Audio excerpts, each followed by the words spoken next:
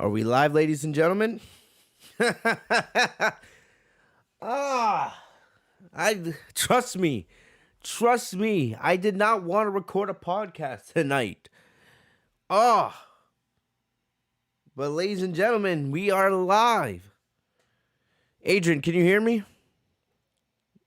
Let me know in the chat if you guys can hear me. Say what's up. I know it's been a while. Wait.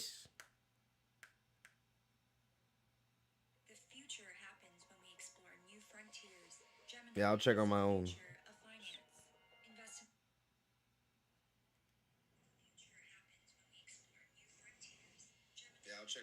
Yeah, okay.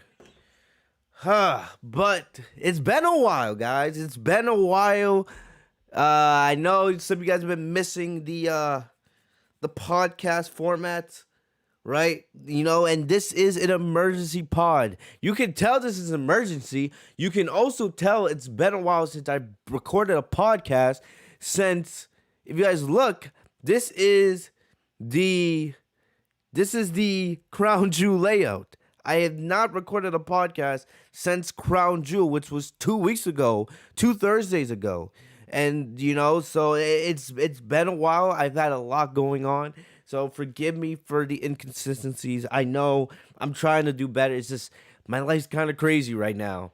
But I was actually going to release a different type of video today, if I'm being 100% honest. I was going to post something completely different, more anime-wise, and I was gonna do a SmackDown review later this weekend, of course. But this is just too huge to ignore. This is too big, and I knew right away that I had to get on here and talk to you guys about this. Actually, I found out from my boy Anthony, because I know a lot of you guys found out on Twitter from Sean Rosap, but my boy Anthony, my former co-host here on this podcast, he texted me around 7 and he told me about the releases. And the releases came out of nowhere. Trust me, these releases came out of nowhere. I didn't even know any of these releases were coming. I honestly thought that WWE was done with releases for the year, but it seems not. It seems now that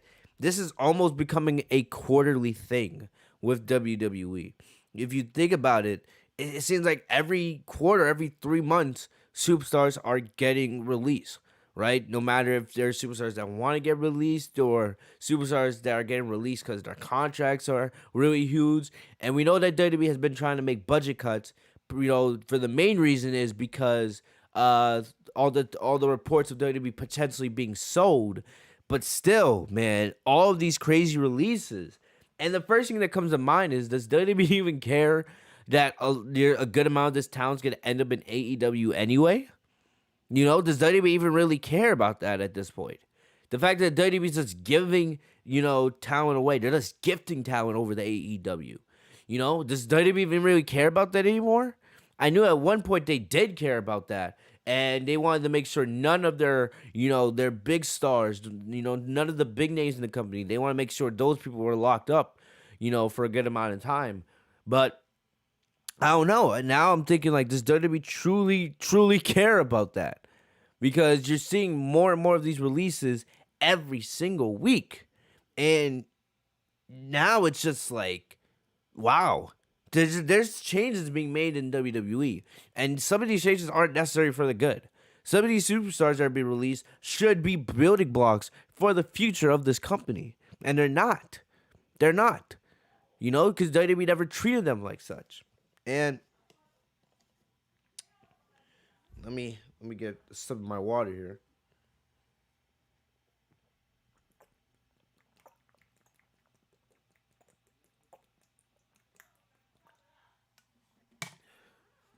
My mom gave me this water bottle. Look how huge it is, guys, man. Like, golly.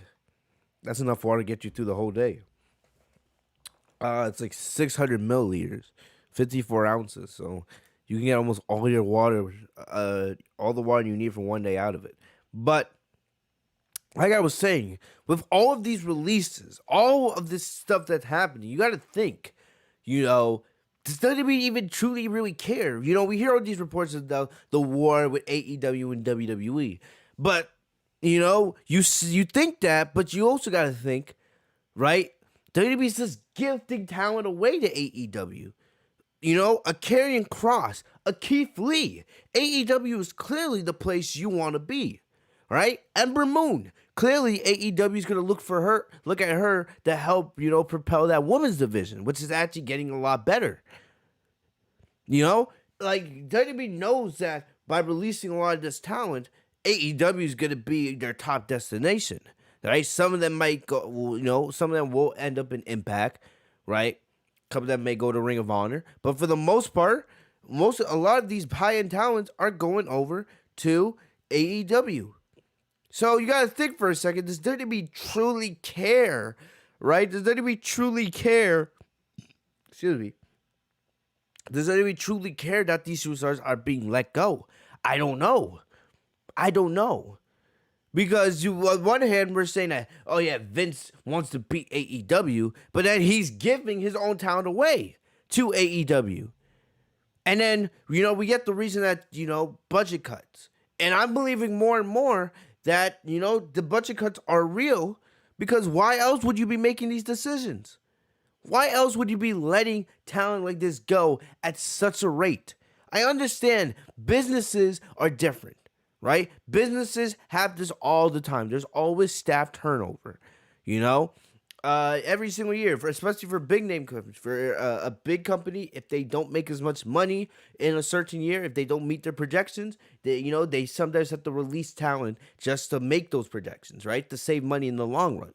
Sometimes if a company makes too much money, right, they'll and some people are like, oh yeah, what's the thing of making too much money? There are instances where a company can make too much money and you have to make budget cuts. It's different for every single company. Every single company gets through this. But the way WWE goes about these releases makes absolutely zero sense. You can't be saying that you want to beat AEW on one hand, but then you're handing AEW talent on the other hand. We know that if Keith Lee and Karrion Kross, they go over to AEW, we know that they're going to be booked better than the way they were on the main roster. We know that for a fact. We don't even really have to think about that. Look at Andrade. Look at Aleister Black. Look at Pac. Right? I'm not going to say Bryan Danielson, because Bryan Danielson was booked pretty well when he was in WWE. Right? But look at Ruby Soho. Who knows if the Fiend ends up in AEW, right? Or Braun Strowman eventually ends up over there. You look at all this talent. Just for the way AEW is, AEW has more of a focus on creative storytelling and, character building. That's a fact. They do that better than WWE does right now. AEW does their creative way better than WWE, and it's not really a debate. So just by thinking, if AEW ends up signing this talent, they're gonna look better. They're gonna be presented better than they were in WWE, and I think WWE also kind of knows that, but they just don't care. They just don't care. And another thing that bothers me is you go about these releases, but you never tell us, or you never make it seem you just drop these releases like that, like boom, out of nowhere, right? You have some of these superstars, they just got called up to Monday Night Raw and SmackDown in the draft, right? Hit Row got called up from NXT to SmackDown in the draft, was barely used, and you're already releasing members of that faction. What the fuck was the point of having them, drafted to SmackDown? They weren't even ready to be drafted from NXT. Karrion Kross, you completely rebranded him. Keith Lee, you completely rebranded him. You called him the Bearcat. You guys had these guys drafted to Raw. And I was one sitting here saying that these guys should be built up to be future WWE champions on Monday Night Raw. They're supposed to be the future. That's the whole point of NXT. NXT is supposed to build up the future main roster talent, the future main event stars. But you call them up, you completely change their gimmicks, right? You present them in a way that is counterproductive of what they did in NXT. All the work that Triple H, Shawn Michaels, and all these other guys in NXT went through to help these people become the superstars that they are. You completely take all of it away when they couldn't call it up to the main roster. All of it. Completely wasted. All of it's gone like that. And then 6 months later, you release them. Why? What's the point? What's the point, honestly? I don't understand it. I don't understand it. You release all of these names, and it makes 0 sense. It makes absolutely no sense at the end of the day.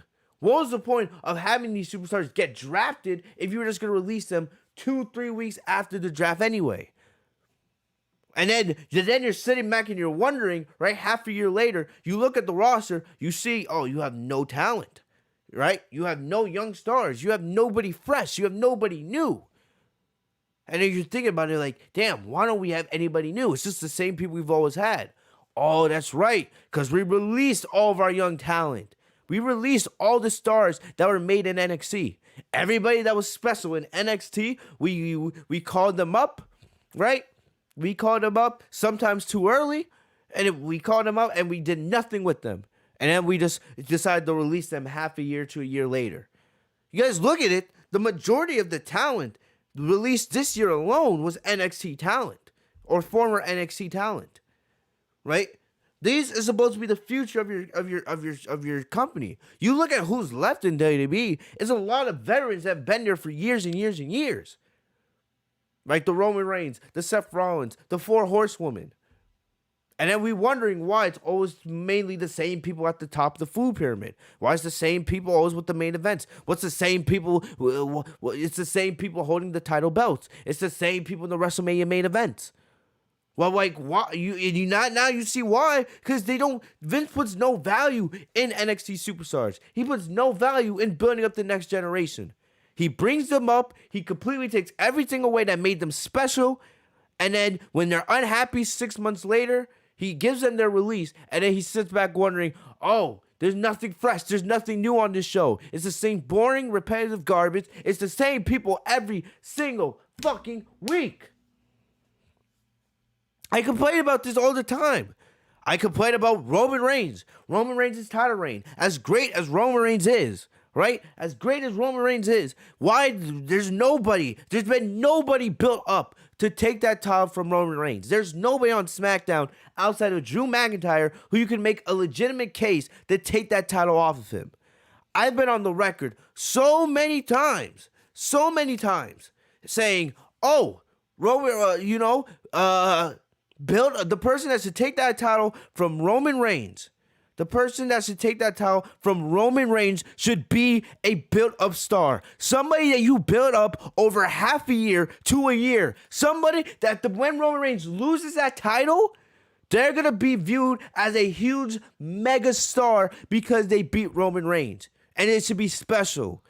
If Drew McIntyre is the one to take that title off for Roman Reigns, sure, there's going to be a lot of people that are not going to complain because Drew McIntyre is technically the number 1 babyface in the company. But the thing about it is, he's already an established star. When you have a title reign that dominant, you need to this is an opportunity to make a new star.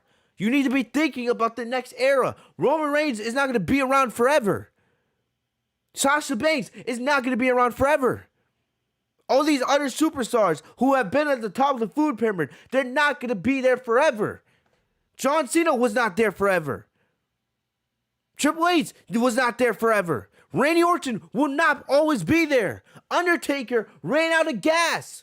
Brock Lesnar, he's getting older.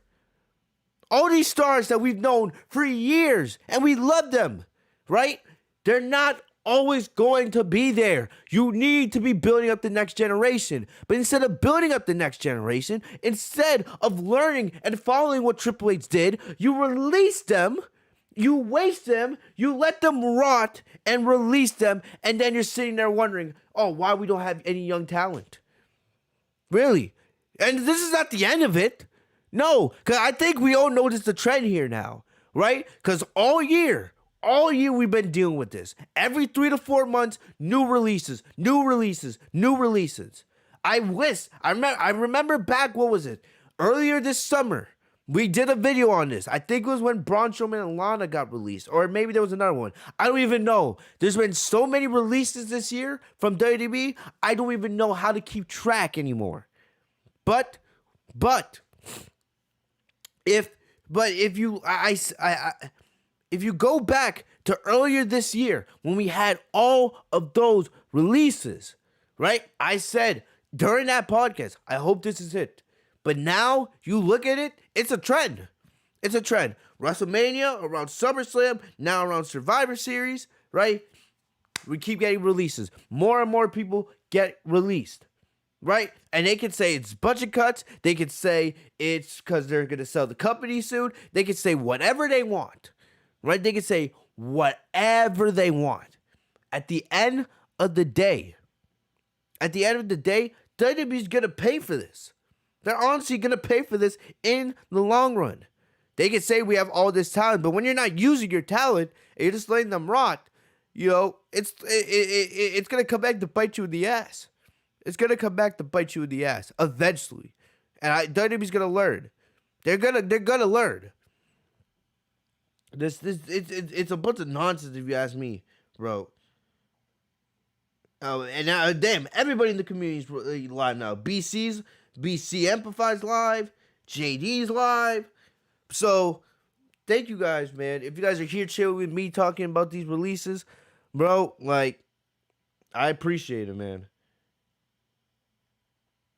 Ember Moon and Mickey fucking James and Keith Lee and Karrion Kross. Okay, can somebody get me a list? I'm gonna ask this. Somebody in the chat, somebody get me a list of all, or at least all of the big releases, because I can't keep track. You know, we're gonna talk about the big ones from today. We're gonna go through those in order in just a little bit, right? But I would really appreciate if someone could get me, or someone in the chat could give me a list of the biggest ones from this year, right? We know we have like the Braun Strowmans, the Fiends, you know, the Bray Wyatt one, Ruby Soho, Mickey James. You know, there's so many. It's hard to keep track, really. I'm gonna look and see if I can find one on Bleacher Report, but holy shit.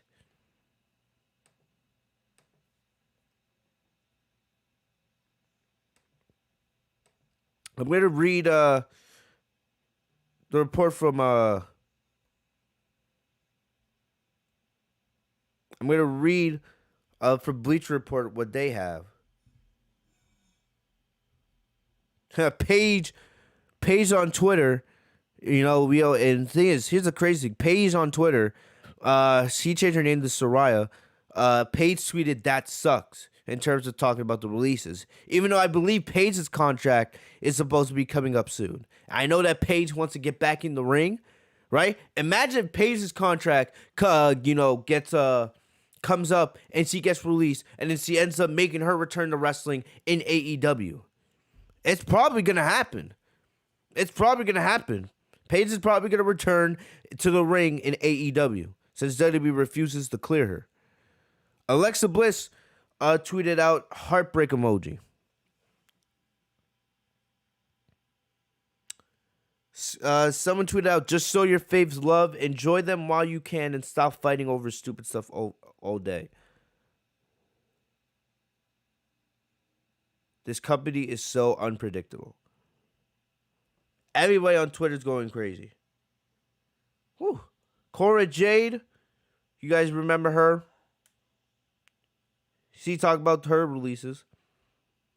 Okay, I know that Trey and Blake got released earlier today.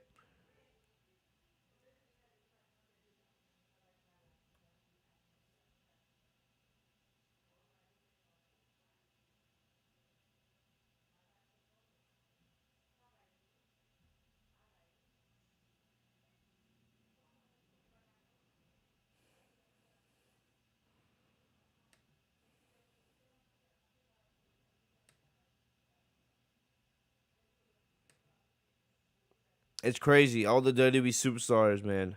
All of them come out talking about the releases. Oh, man. Let's check our chat room real quick. What's up, everybody?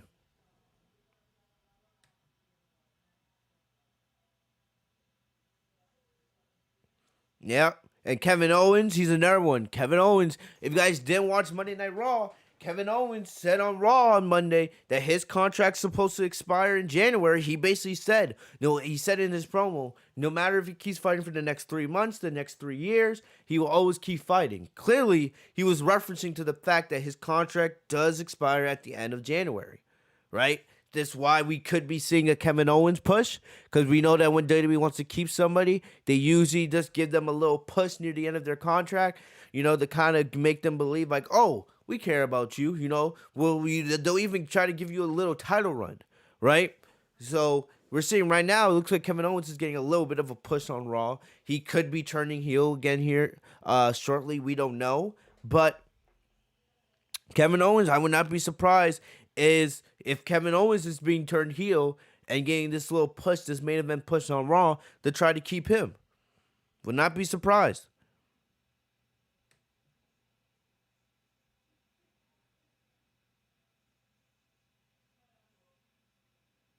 Yep, Casey says Kevin Steen. Definitely, Kevin Owens does leave WWE. Him going back to his Kevin Steen gimmick would be pretty easy. Pretty easy.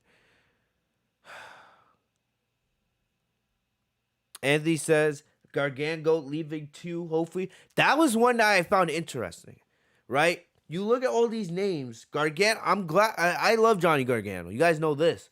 I'm just thinking, with all the turnover, especially since NXT is all about this new era stuff or whatever you want to call it, right? Like, how long do you think guys like Johnny Gargano? I'm still surprised that Tommaso Ciampa is NXT champion. I'm surprised that that WWE hasn't took that title off of him, because it feels like anybody that was a Triple H guy during the Triple H era of NXT, it's like you don't matter anymore. Vince doesn't care about you. So I'm kind of surprised. I'm dreading the day, because I feel like the fact that it hasn't happened yet, right? I'm dreading the day that someone like Johnny Gargano, Tommaso Ciampa, the big NXT building blocks, I'm dreading the day that they get released. Kyle O'Reilly's another guy. I know Kyle O'Reilly's contract is supposed to expire at the end of December as well.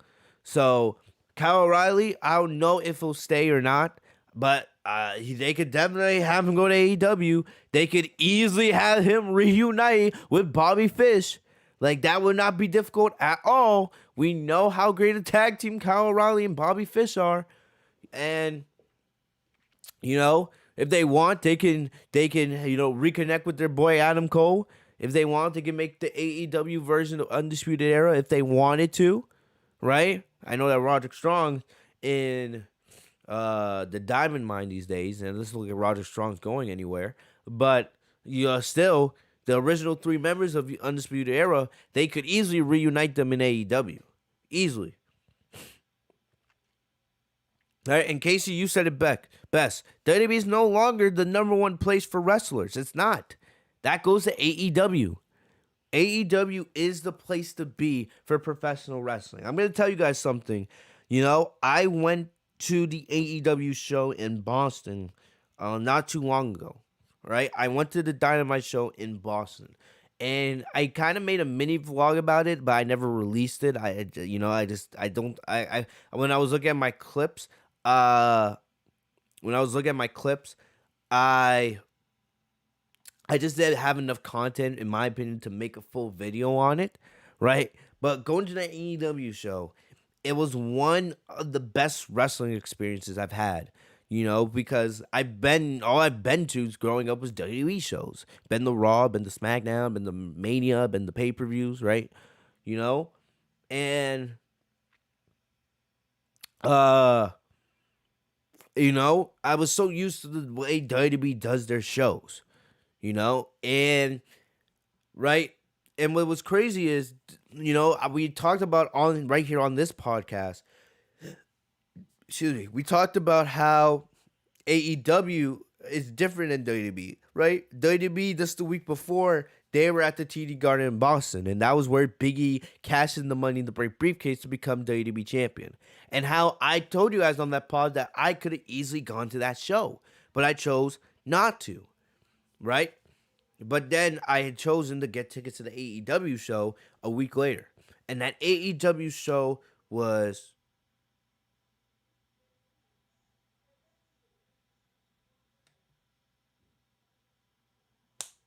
Braxton. Hold up. Before I finish my story, Braxton, what are you talking about?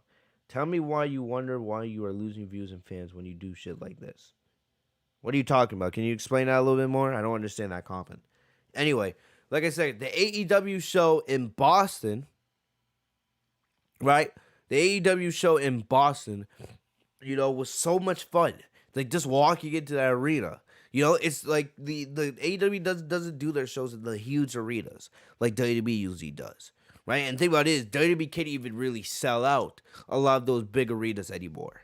Not like they used to. You go to a WWE show in the TD Garden or in some of these big places, the arena's not sold out. There's parts of the arena that are dimmed by the lights, so you can't see that the seats are covered and stuff like that. When you go to an AEW show, they do it in these more smaller college arenas, right? Which are big, but they're not as big as the big arenas that WWE does their shows in. But when you go to those shows, they're packed and they're intimate. The stage, the lighting, right? That's the overall presentation. You have John Roberts interacting with the crowd, telling stories. It's a whole different experience. You even had Tony Khan. You have Tony Khan coming out and going crazy, talking about the matches on tonight's show. It's a different type of experience, man, and it was so much fun. And I came out of that show just thinking like, why can't WWE be like this? Why isn't when I go to a WWE show or why isn't when I watch the WWE product, it just seems so generic and formulaic? Right? You go the same old woo chants, the same old. It's just it feels the same. No matter if they tried to change the stage or the intro, it feels the same. Nothing feels different. Nothing. But then when you go to an AEW show, it's like a whole breath of fresh light. It's a breath of fresh air. It's like wow. Like why can't WWE be this way? And it truly bothers me. It bothers me, And this shows you that AEW is the new number one. WWE can make all the money that they want, right? WWE can have all of these big shows. WWE can do all these crazy little things. But at the end of the day, AEW, that's where true wrestlers should be. Like, why do you think CM Punk is doing what he's doing right now? And you have more talent flooding over to AEW, right? Even though there's only so many titles that company can have.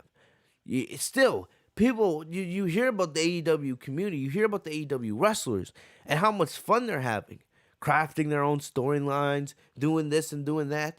It's professional wrestling and what professional wrestling should be. And WWE, with Vince McMahon in charge, they're still in the Stone Age. They're still in the Stone Age. All right? People, it's like they're so scared to tell Vince McMahon, you need to go. The longer that Vince McMahon remains in charge, the less WWE's future of success will continue. It's that simple. WWE's future is in doubt. It is in heavy doubt every single day. And it's because of some of the stuff they do today. They just don't get it. They just don't get it. You can say that this is budget cuts and whatever you want. But at the end of the day, right, it's just more pathetic. They can say that they're selling the company and this is going to work out in the long run. At the end of the day, it's just pathetic. Because you shouldn't have to release these superstars. If you just booked them correctly, if you actually showed care for them, they would bring in so much money to the point where you wouldn't need to release superstars to make your company look more profitable. These superstars would bring in the profit for you, but you don't have to care for them. You just don't. And it's sad to see, truly.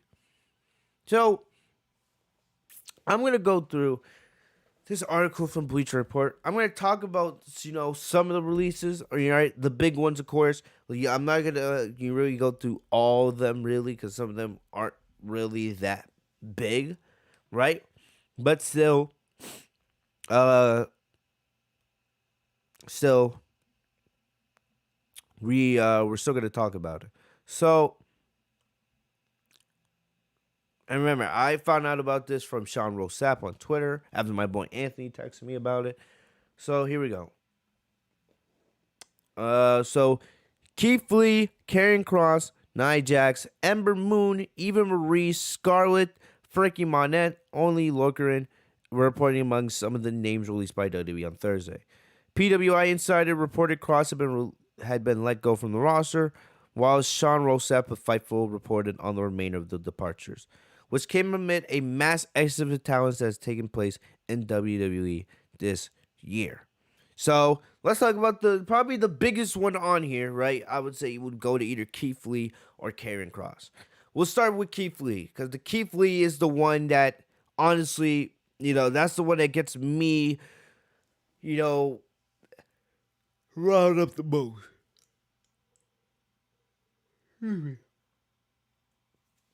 Right, like I said, none of these releases were expected today, right?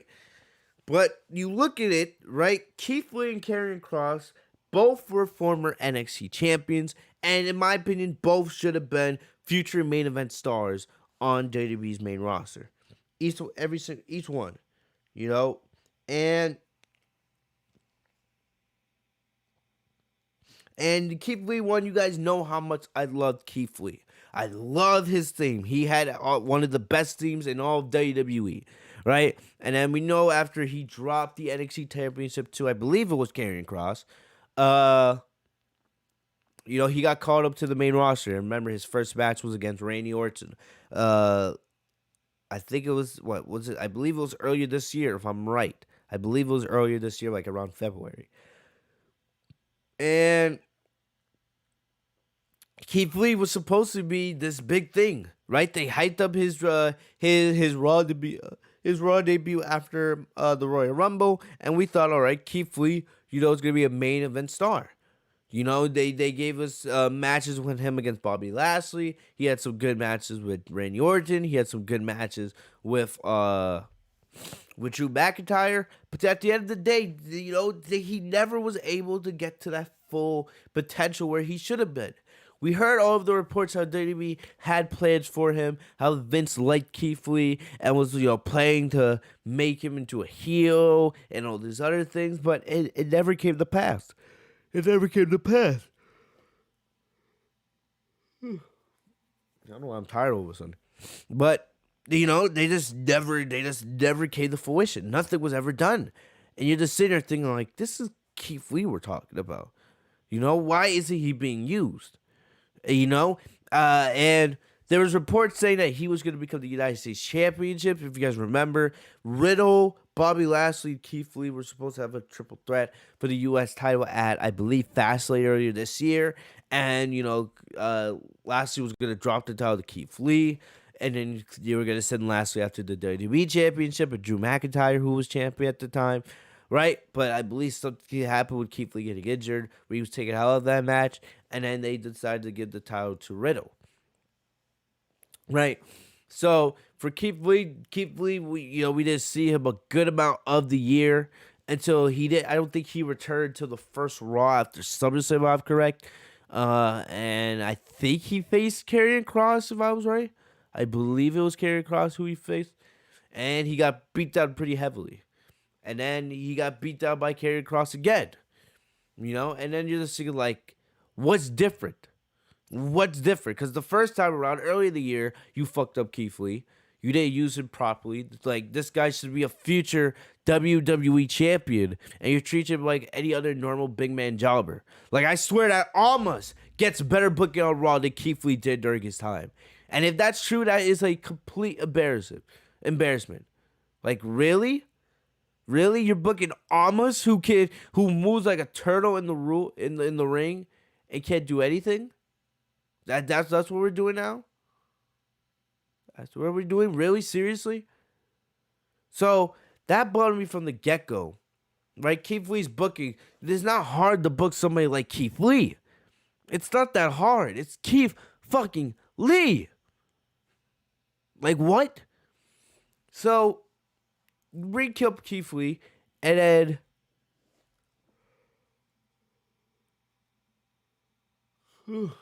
excuse me. Man, I don't know what's going on, bro.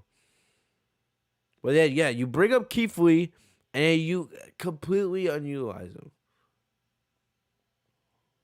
You completely not ride for him. It doesn't make sense. It does not make sense to me. Keith Lee was absolutely wasted on the main roster. So it's just like he was wasted in the kitchen.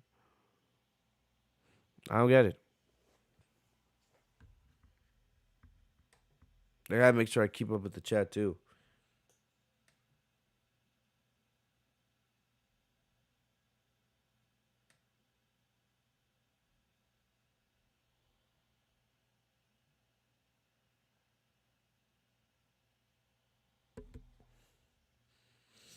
I'm looking at the chat right now before we continue talking about these releases. I just don't get it. Keith Lee could have been a future main event WWE champion. Honestly, there was part of me that wanted to see Keith Lee versus Karrion Kross in the main event of WrestleMania one day. Fight for the WWE championship. That's what Keith Lee should have been fast-tracked for.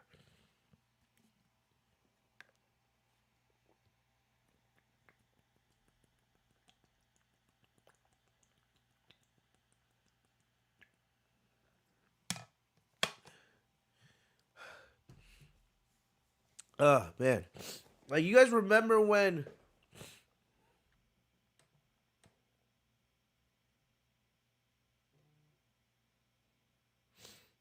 see, Anthony says, I hope T-Bar gets releases. Hey, Andrew, I'm telling you this right now. The day that Sasha leaves WWE, because if it happens and she goes to AEW, that's the day that, you know, we go AEW for life. Like, I'm an AEW fan now. You guys know, like, I went to my first AEW show a couple weeks ago. It was awesome. But I've already made that transition. I've already recognized AEW as the number one. But, hey, Andrew, if Sasha Banks ever leaves WWE, I am gone. Like, I am done with WWE. Truly. I'll watch AEW full time, no problems, no questions asked. You know what I mean? Like, but like I was saying, when you first brought up Keith Lee, right? When you first brought up Keith Lee, remember you changed his whole gimmick. And we'll say the same thing when we get the Cross here in a couple minutes.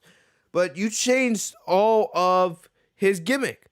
You took out his theme song.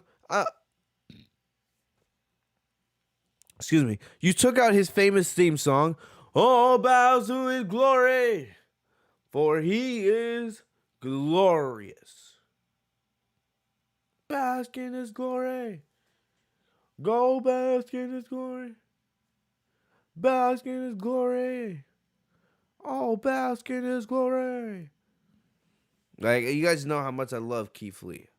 But I don't know what. First of all, you changed his theme song, right? You gave him some generic ass shit. You made him wrestle in a singlet when, you know, Keith Lee barely ever wrestled in a singlet down in NXT.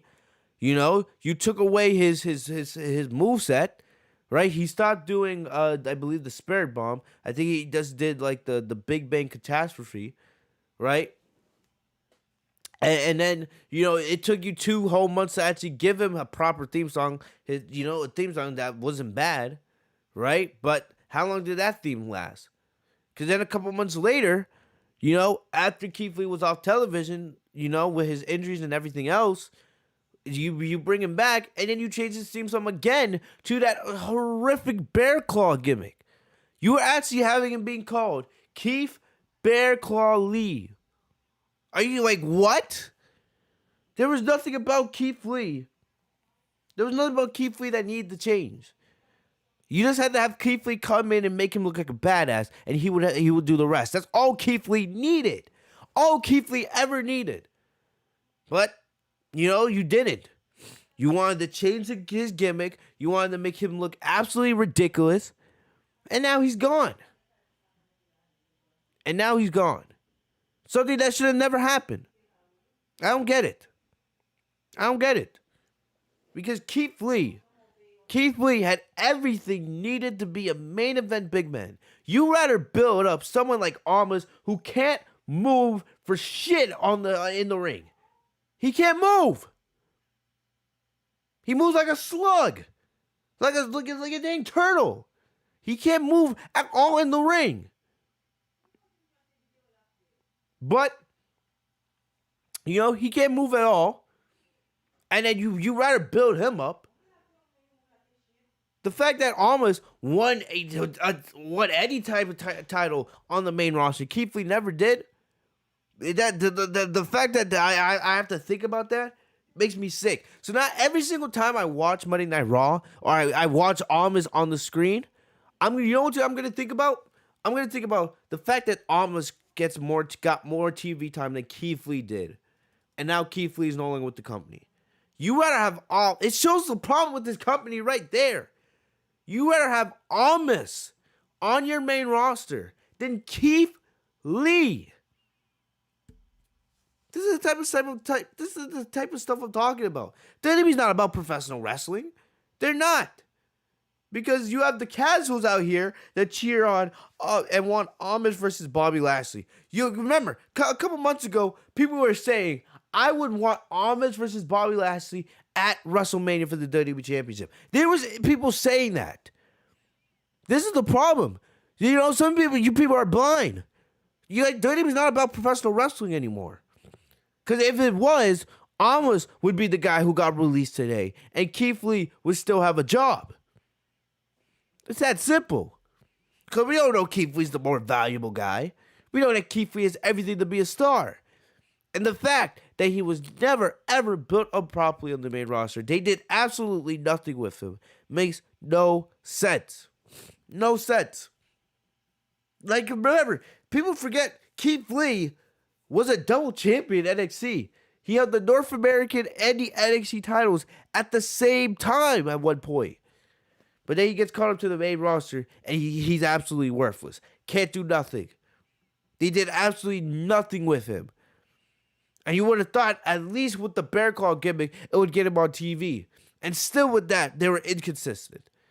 I know how passionate Keith Lee is for wrestling. Right? The guy's going to AEW. That would easily... AEW would be dumb not to go after Keith Lee. Not to go after that guy. That guy has TNT champion written all over himself. All over. It's something that should happen. But the fact that they didn't even wasted somebody like Keith Lee, man, and then you have someone like Almas still signed, makes 0 sense. 0 sense.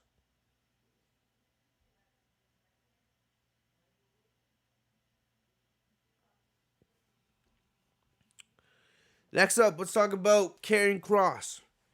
Karrion Kross, I view...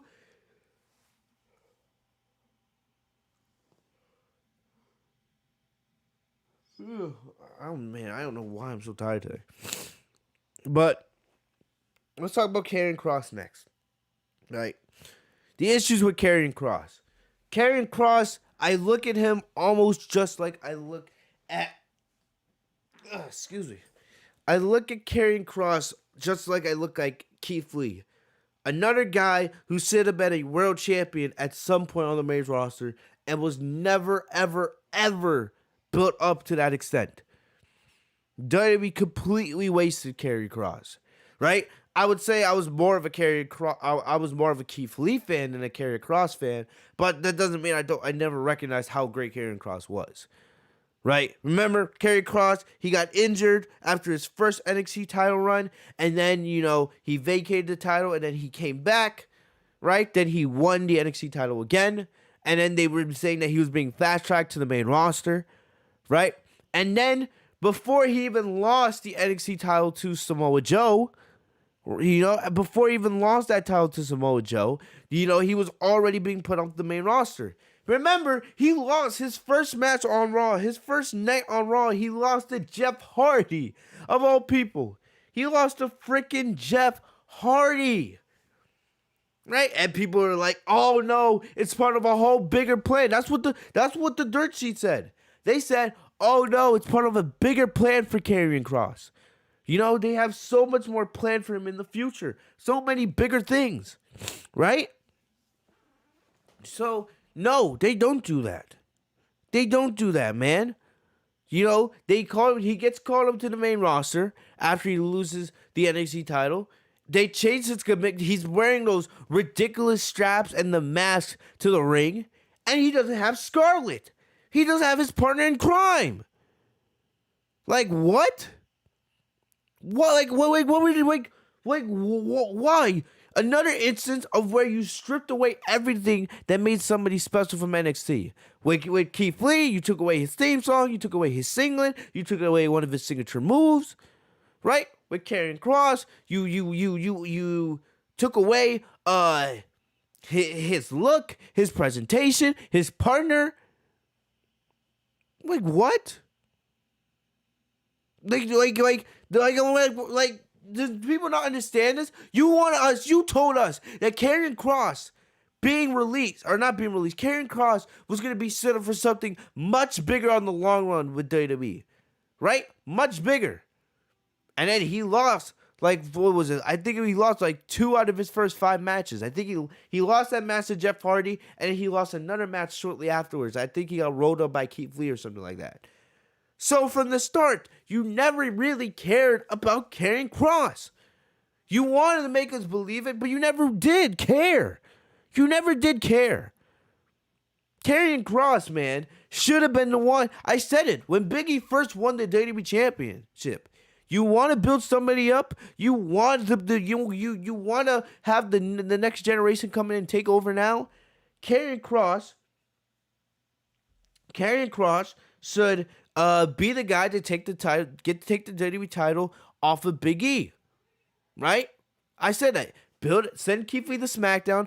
Build up Keith Lee to take the Universal title from Roman, and have Karrion Kross built up to take the WWE Championship from Big E. That's what I said months ago.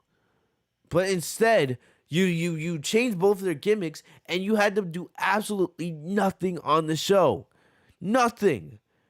Like Karrion Kross had everything. And like again, I'll bring him up again. I'll bring back Almas back. You have big men like Keith Lee and Karrion Kross, and with the talent they possess, right? They like nobody should be able to stop them. But instead, excuse me. But instead, you completely waste them. You completely waste them, and they don't mean anything on this show. They don't mean shit. They mean nothing. And now Karrion Kross is released, right? He's released. And speaking of Scarlett, right? Scarlett, Karrion Kross's partner. I'm not sure they're married, or I think they're married. If not, I believe they're engaged. Whatever. But we know Karrion Kross's significant other, Scarlett. Remember, we complained for months. Like, where's Scarlett? Why isn't Scarlett being used?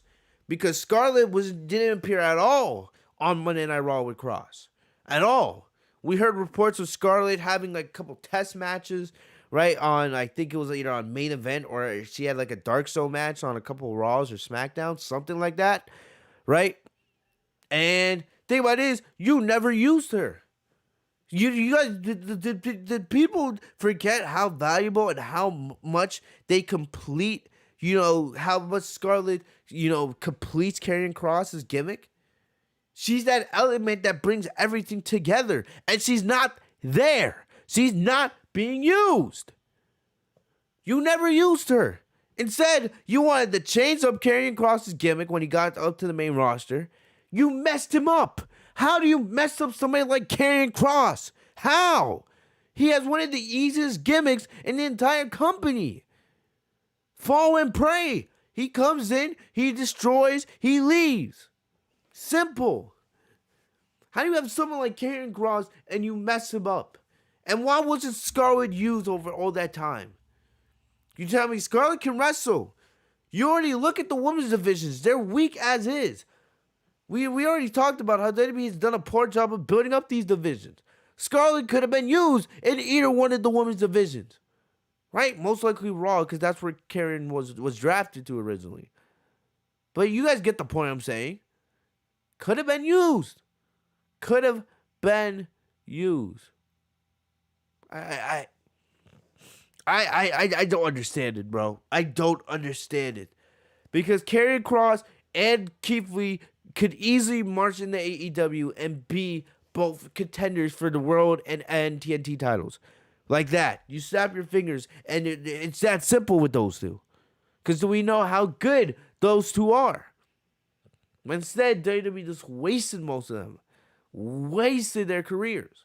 Not using them at all. Wasted them. Like, I don't get it. I don't get it. I don't understand it. You know, Keith Lee and Karrion Kross, those two releases, make absolutely no sense. No sense whatsoever.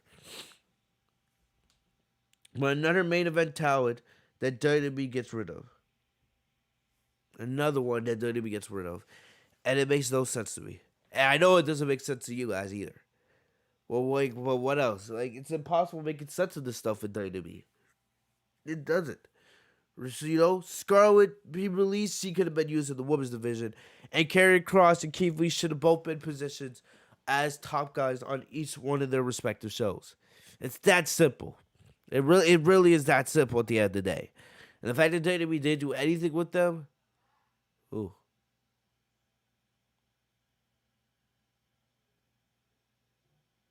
I don't know. I don't get it. I don't get it.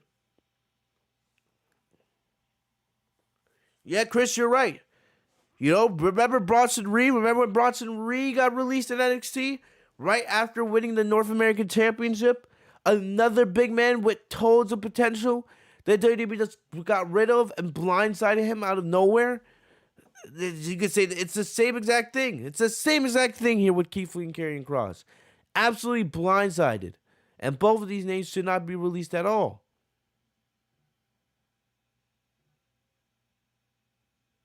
I don't get it.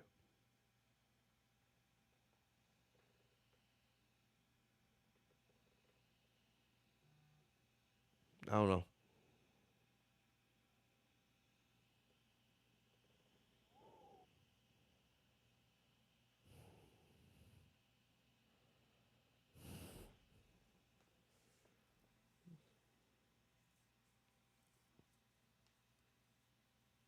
Mm-hmm. Dog Duck says Mia Yim gone with Keith Lee. I agree. I saw that. Talk about her in just a second. I just don't get it with these releases, bro. Excuse me, man. I'm not trying to sleep, bro, but I'm tired. Yep. Yeah, I love how you guys are in the chat like talking about all the NXT releases. It's insane.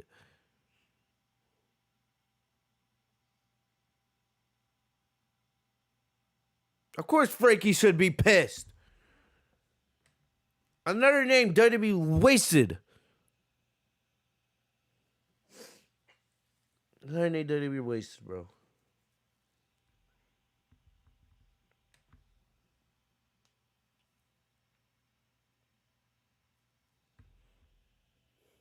Who else, man? Who else? There's so many. Oh yeah, here's another one. Here's another one.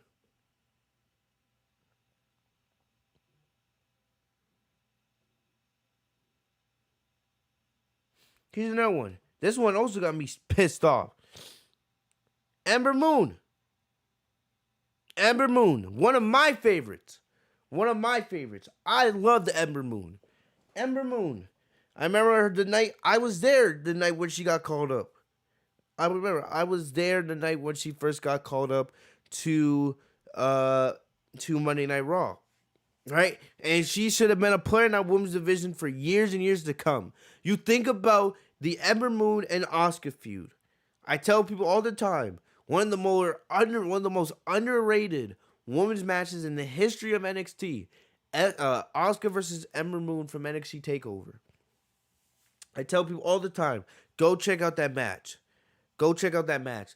Ember Moon was fucking great. Great. And not only was her NXT title reign too short, but they never used her on the main roster. Never used her on the main roster. She was just there teaming with Sasha and Bayley against the what was that group called? Absolution, I believe it was. Absolution, I believe. It was either Absolution or the Riot Squad. It was one of those two groups, right? And then the one thing that I remember Ember Moon having, and this is sad actually, the one moment I remember Ember Moon having on the main roster was when she faced Bayley for the SmackDown Women's Championship at SummerSlam, I believe back in, what was it, 2019, I believe? Yeah, I believe it was 2019, and how hyped people were for that match, right? Everyone was talking about this is Ember's big moment. This is where they're gonna get to showcase all their talent. Yada this. Ember Moon's finally gonna show why she should be one of the top people in the women's division. And then Ember Moon and Bayley got less than, I think their match was only about 8 minutes. I remember Bayley was still a babyface at the time. It was right before Sasha came back and they turned Bayley heel. But they legit gave Bayley and Ember Moon less than 10 minutes. Right? And then that was it. That was when I knew Ember Moon would never succeed on the main roster. That was it for her. That showed me everything they needed to. Even if Ember was not going to win that match, that should have been the moment where Ember Moon put the whole women's division on notice. But instead, WWE didn't show any belief in her. They gave her an 8-minute match with Bayley of all people, and then that was it. Then a couple months later, I believe Ember got injured or something. I think she had a leg injury, and then she never returned to the main roster. Last year during the pandemic, right? She got moved back down to NXT, which was a great move for her, and she kind of revitalized her career, right? She, talked a lot on social media about how she was losing weight, which I noticed. She was looking in fantastic shape, right? And she was a player in that NXT Women's division. I personally wanted to see her win the NXT Women's title again to get the reign that she never truly got before. But I was more just happy to see Ember Moon having success. And then she also won the NXT Women's Tag Team Championships with Shotzi Blackheart, right? So she had success, and she was a player in that NXT Women's division. She was one of the reasons why people were calling the NXT Women's division the best women's division in all of pro wrestling, which, earlier this year it was. You had Ember Moon, you had Shotzi Blackheart, you had Indy Hartwell, you had Candice LeRae, you had Raquel Gonzalez, Dakota Kai, Io Shirai, all this other talent, right? And Ember Moon was a big part of that. And she should have had so much more success in WWE than she did. She was just finding herself again down in NXT, and then you got rid of her. That one got me sad because we never got the Ember Moon Sasha Banks feud. That was one of my dream matches for Sasha on the main roster. We did see Sasha and Ember Moon interact in the ring a couple times, but we never really got that flat out war between Sasha Banks and Ember Moon. I feel like that would have been an amazing women's championship feud. The release of Ember Moon is just another feud that WWE could have done with Sasha that I'll never get to see, at least not in WWE. Right? That pisses me off. I'm hoping, and definitely I think that, what makes the most sense is Ember's probably going to go to AEW. You see what Ruby Soho is doing down in AEW, right? How she's reignited her career. You could easily do the same thing with Ember Moon.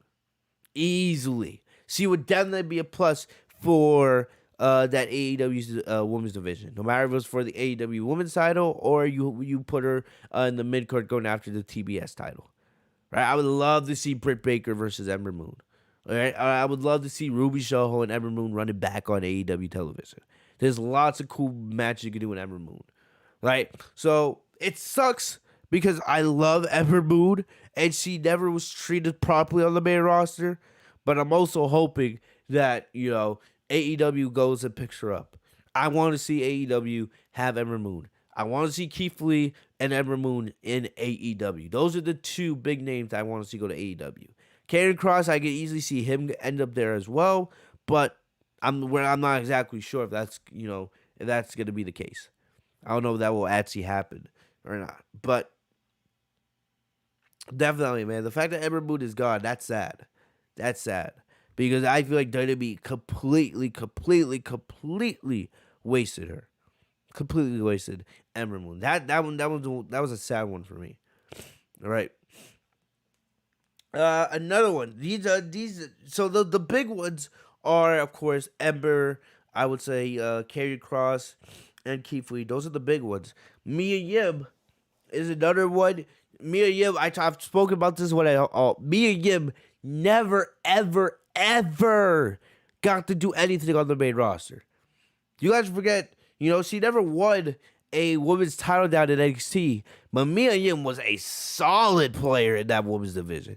If you forget how good Mia Yim was, just search her up on YouTube. Just search some NXT Mia Yim matches. Mia was solid down in NXT.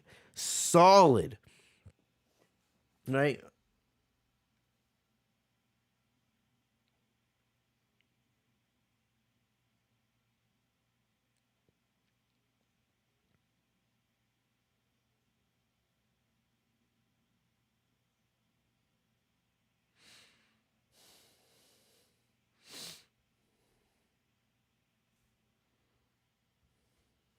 Anyway, sorry. But Mia Yim was solid down in NXT.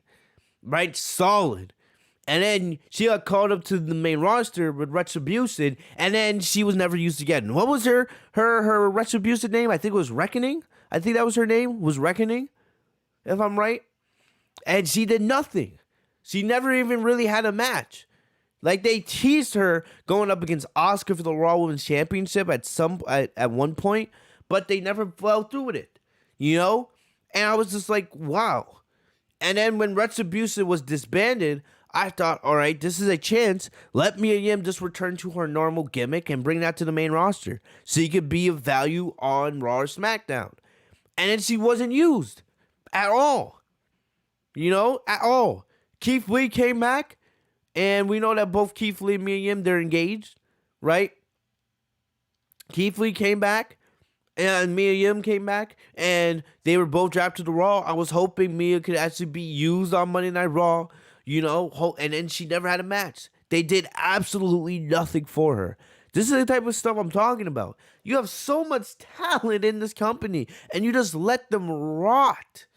The fact that fucking Eva Marie got more matches than someone like Mia Yim this year, that pisses me off beyond belief. Beyond belief. Like how the hell could you waste somebody like Mia Yim? I don't know if she's AEW bound, right? Mia Yim's someone I could see probably, make a splash and impact. But I wouldn't be surprised if Keith Lee ends up in AEW. Mia Yim might end up right there behind him. But, we'll have to wait. But, I'm just sad that Mia Yim never, ever got to really be herself on the main roster. It kind of reminds me of T-Bar in a way. Dominik Dijakovic. We know how great Dominik Dijakovic is. I don't have to remind you guys about how great Dominik Dijakovic was in NXT. His matches with Keith Lee are some of my favorite NXT matches of the recent era. I love Dominik Dijakovic. You brought him up to the main roster and Retribution. You gave him that ridiculous name, T-Bar. I'm surprised that he's actually being used on Raw a little bit. I'm actually surprised. He's been in this, mini feud with Damian Priest as of late in the United States Championship. But I don't expect T-Bar to be a player going forward because WWE hasn't done anything to make me believe in T-Bar. Not that I don't like him, but I don't trust WWE to use him correctly. Never will I trust them to use him correctly. So I'm not gonna lie. I'm thinking of, how Mia Yim was released today, I'm kind of surprised that T-Bar wasn't released today. You know, like that's another guy wasted for the most part. Yep, I agree, Casey. NXT Takeover Portland. What a great pay per view that was. One of my favorite NXT takeovers. That was the last NXT takeover before the pandemic hit. Like the last real NXT takeover show. Next up, like who else is on here? Nia Jax. Nia Jax. Look, this one kind of surprised me. Not that I felt bad or anything. You guys know how I feel about Nia Jax.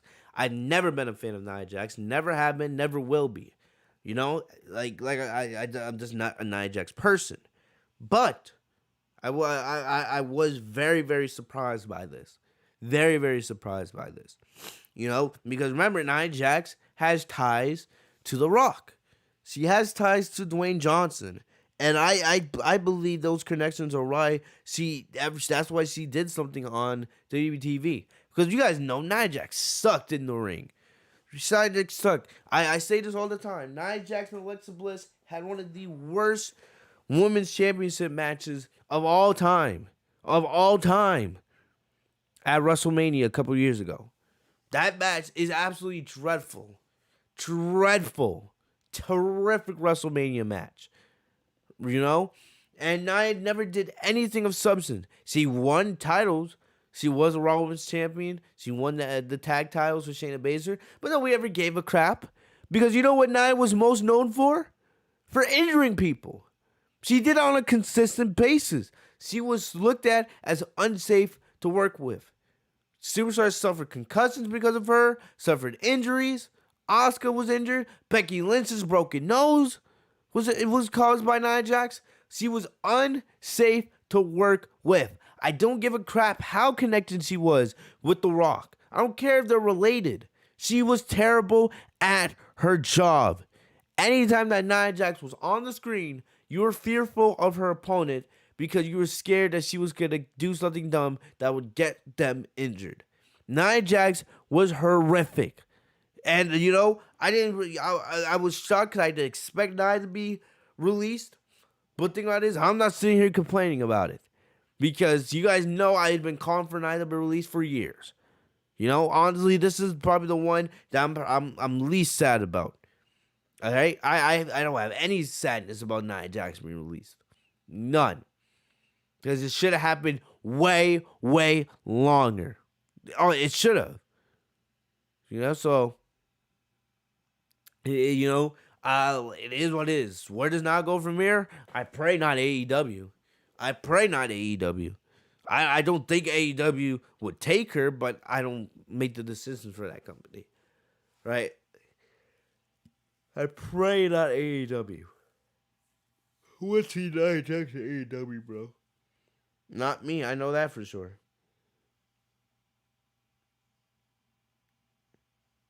I am. Yep. We all remember what Nia did to Kairi Sane. You know?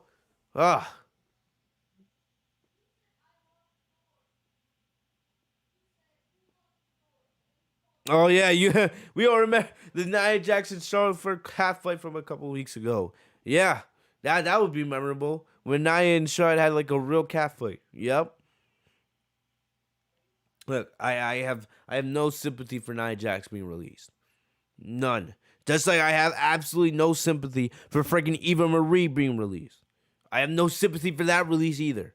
Right? Eva Marie, the fact that she was even re-signed, the fact that someone considered and actually re-signed Eva Marie is absolutely horrific. It's absolutely horrific. Okay? Because I don't get it. How could you release... You see what Ruby Soho did, right? You saw how great a match Ruby Soho and Britt Baker had for the AEW Women's Championship. You see what some of these how good Ruby Soho is. And then you had Eva Marie on your roster.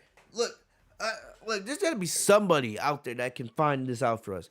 You think about all the matches that Eva Marie had since she came back, right? She came back, what was it, early summer? And she was here for about 3-4 months, I believe. right? What did Eva Marie do? Does anybody have, someone needs to find how many wrestling maneuvers, like actual wrestling maneuvers, that Eva Marie did while she was with WWE during her second stint. I'm willing to bet it was less than 10. Less than 10. I truly mean that. She was awful. Point blank, end of story. She was garbage. She was terrible at what she did. Her job was horrific. She sucked. The fact that she got re-signed makes no sense. None whatsoever. I'm like, how could you care about women's wrestling and then have Eva Marie back? She did nothing. She had nothing. She had a SummerSlam match. You had guys like Kevin Owens who were not on the SummerSlam card. And then Eva Marie had a match, an actual match at SummerSlam. Like, this is stuff that people don't think about. She was garbage. So when it comes to people like,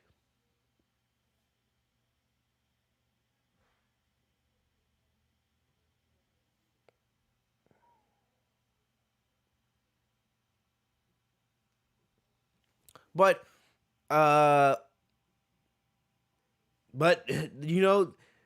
look, the evolution was a complete failure. She should have never been signed back in the first place. Every single time that she appeared on WWE was a disgrace to the women's division, because the women's division took a step backwards while she was there. It took a step backwards. And the fact that nobody realized this while she was there and people just let her be there makes no sense. Like, it's that simple. It's that simple. Even Marie sucked, and she said never been brought back. Never been brought back. I'm glad she's gone, and hopefully she never does come back. Let me check in the chat. Dog says, will Natalya ever get released? No. Nia Jax, not Nia Jax. Natalya will probably be a WWE Hall of Famer. Natalya's been with that company for how long? 10 years? No, way over that. What am I thinking? She's been over there for close to 15 years. Natalya's been with that company forever. Even though I've never been a fan of Natalya and I never will be, but if we're being serious, Natalya's done a lot for that women's division. She's been a leader, and she's been a source of mentorship, right? I can't really think of any big Natalya moments, if I'm being serious. But Natalya would never get released by that company. Never. Natalya, whenever she does retire, how old is Natalya? Let me find out real quick. Let me find that answer out for you real quick. She's 39 years old. She's 39. She's getting up. She's a little bit up there in age for a women's wrestler, right? I don't see Natalya really wrestling into her 40s like that, But what do I know? I could be 100% wrong. I could be 100% wrong, but Natalya, she's 39 years old. Look, I think Natalya would my thing. I think Natalya will probably retire in the next couple years, right? And she will probably end up being a WWE Hall of Famer. It's that simple.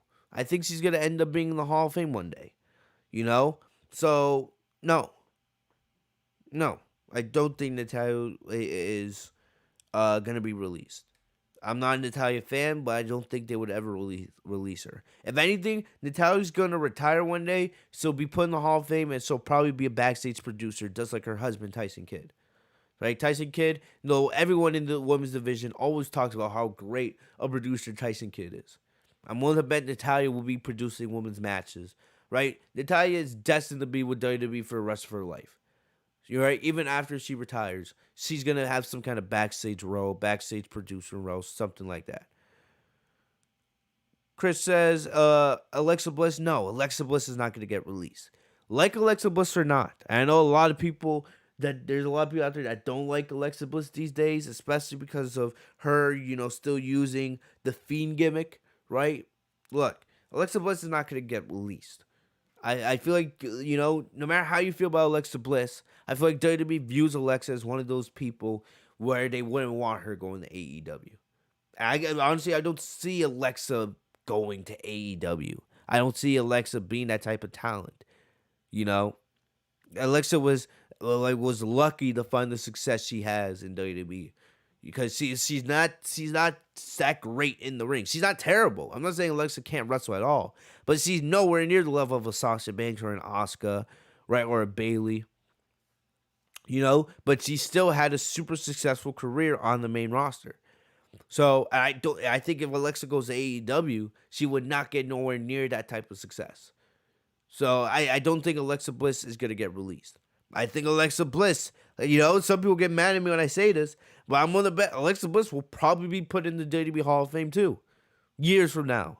I feel like WWE would put her in the Hall of Fame. But I'm not saying Alexa is a Hall of Famer in my eyes, but I feel like WWE would definitely put Alexa Bliss in the Hall of Fame one day. So I don't think Alexa Bliss would be one of those names that gets released. The only way I can see Alexa leaving is if she retired or if she her contract expired. And I don't know Alexa's contract situation, but excuse me, no, I don't think Alexa is leaving WWE. I don't see that happening. I don't think WWE would ever release her.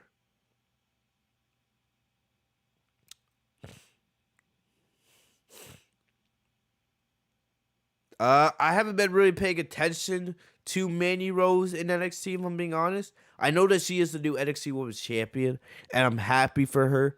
Like, she is having success with that new faction of hers, right? And I'm happy for Mandy. I am. I'm not the biggest fan of her new hair color. I missed blonde Mandy, but I'm happy that she's having success. She's underrated. She is very, very underrated. I think back to that match that Mandy Rose had with Sonya Deville back in at SummerSlam a couple years ago. That was an underrated match on that show. Very underrated match on that show. So I don't know. I like Mandy. I'm glad that she's having success down there in NXT. She's an underrated talent. So good for her on the success she's having down in NXT with her new faction. King says, Edward says, I'm scared for Oscar now. Look, I don't see Oscar being released. I know that Oscar's been dealing with a lot of injuries, right? I don't think I would be shocked if Oscar released. Uh, I feel like Oscar is more somebody that would be release or not be released would leave if her contract expired. I definitely know there are superstars that in AEW that Oscar would have banger matches with, right? I don't think Oscar could get released unless she truly wanted to leave. But I just know that Oscar has been dealing with some injury problems. So, I do expect Oscar to return sooner rather than later. Hopefully with the Royal Rumble coming up here in a couple months, I feel like Asuka being put on SmackDown would be fantastic. She needs, a change of scenery in my opinion. She's been on Raw for the last couple years. I feel like Asuka being put on SmackDown would be a breath of fresh air for her. I still think there is a lot you can do with Asuka on the main roster. And you guys know how much I love Asuka. I love Asuka. And I agree with what Innocent said. He said, "If you're not Roman, you ain't safe." Pretty that yes, but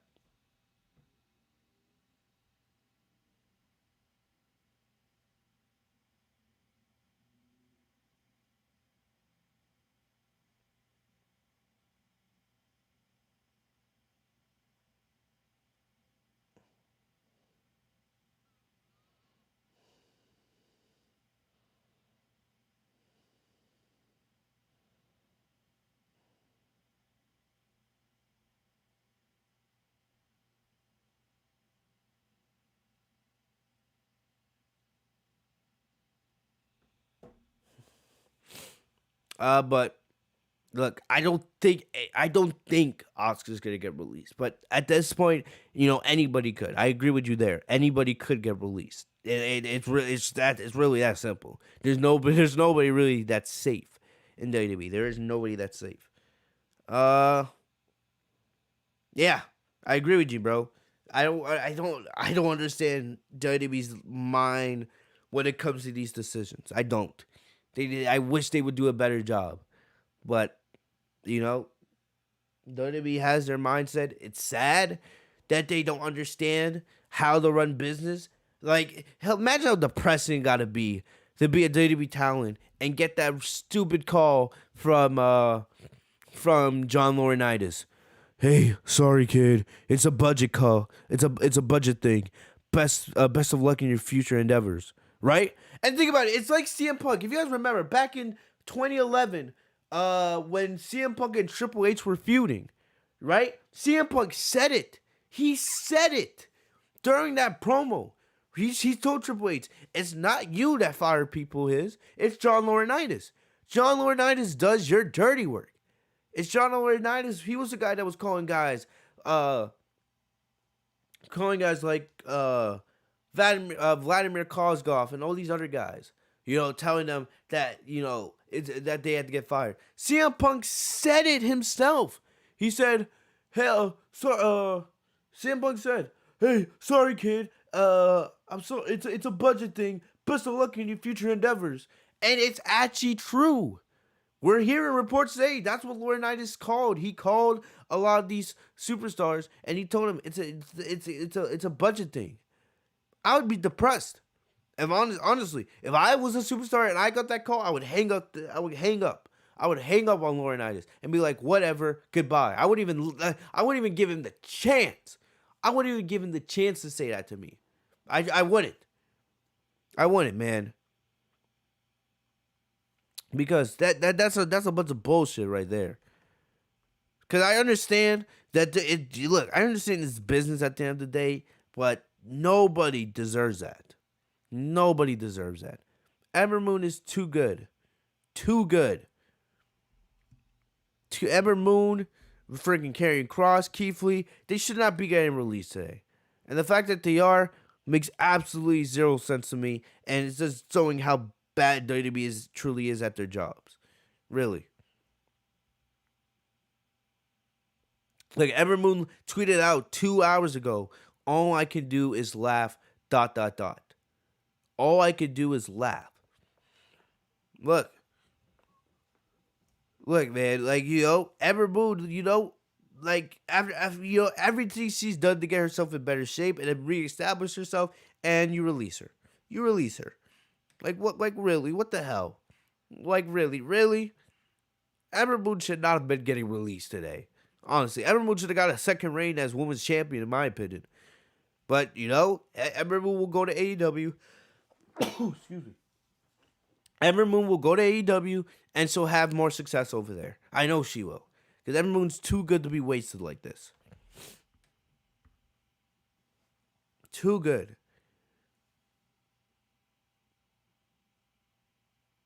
Huh. Ember Moon also tweeted earlier. She tweeted this about 7 hours ago, middle of the afternoon. This was probably before the budget cuts came, right? Before she got that dreaded call. She said, no matter what comes your way today, keep your chin up. I know I am. Jim done, now back into Far Cry 6. I have Far Cry 6. I need to get into that. But that's funny. That's funny. Because she had no idea that later today she would be getting released, right? She would be getting fired, right? Ember Moon is too good to be wasted.